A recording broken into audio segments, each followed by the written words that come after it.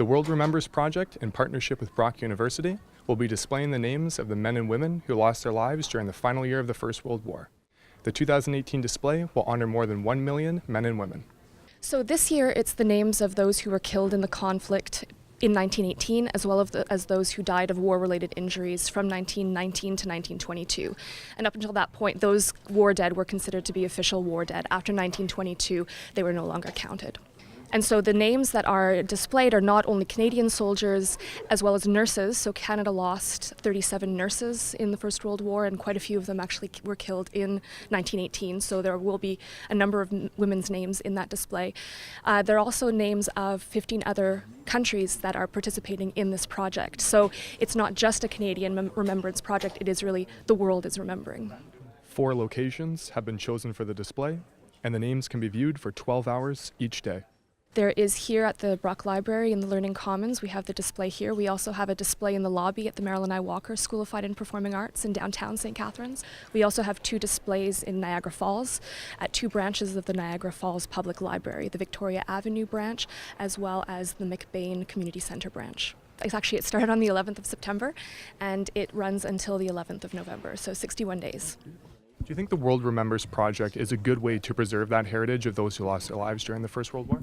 I think it is, and now that it's 100 years since the First World War, people tend to forget too easily what the sacrifice was that their fellow citizens, and citizens of all countries, made in the First World War.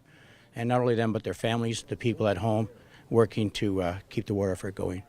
And I don't want people to forget, because it's important to your heritage and your history that you remember these people, the grandparents and the families that fought for the country and trying to preserve the peace. Having a display like this on campus really allows students to interact with history that they might not necessarily think about. So by walking past this and seeing the names on here, they might actually think about how they're related to the heritage here and more kind of how history might affect their personal lives more. Part of what we aim to do is get students thinking about their personal history and about the history that they might be interacting with all the time and not really realize. So this project is definitely a good example of that. Do you see more young students being engaged with a memorial such as this?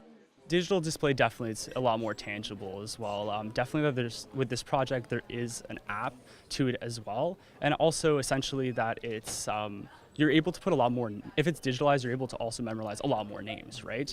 And also since we're showcasing them 10, 12 at a time on a screen, it really makes them be able to stop, look at the individual names, and probably even punch them into the app and things like that.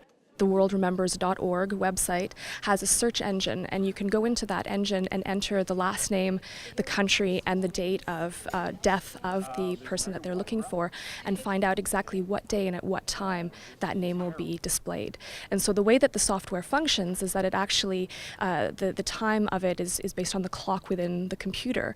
And so no matter where you are in Canada, the name will appear at the exact same time. So it'll be an hour earlier in Halifax, a couple of hours later in Saskatchewan, for example. So it's a wonderful feature that people can go there as a destination to search, to see the name of a loved one or a family member that they knew had been killed in the war.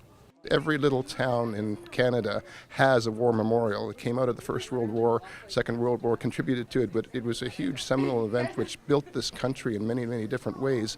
And for that reason alone, I think it's important for the students here to understand that this was a part of shaping Canada, and the sacrifices of people who were essentially their age at that time. It was a big contributing factor to all of what took place. And I think from that reason, the display that you have here, the information that is continually being disseminated, this is still relevant. It's not just history. I think it lives today. The First World War was fought on a scale never before imagined and changed the course of history. The 100-year anniversary of the war provides an opportunity to not only honor the past, but look to the future with hope and understanding. Reporting to you from Brock University, this is James J. Hall for The Source.